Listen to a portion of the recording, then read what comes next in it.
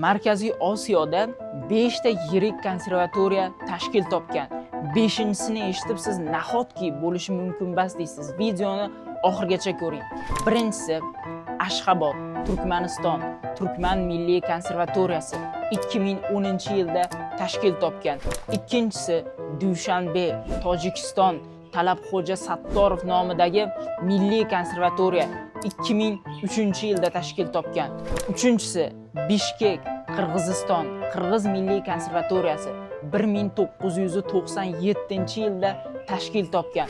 To'rtinchisi Almata, Qozog'iston, Kurman-G'azi nomidagi Milliy konservatoriya 1944-yilda tashkil topgan. Va sizni nahotki deyishga majbur qiladigan bu Toshkent, O'zbekiston 1936-yilda eng birinchi davlat konservatoriyasi tashkil topgan. Videomiz yoqqan bo'lsa, sahifamga obuna bo'lib, videoga like bosishni unutmang.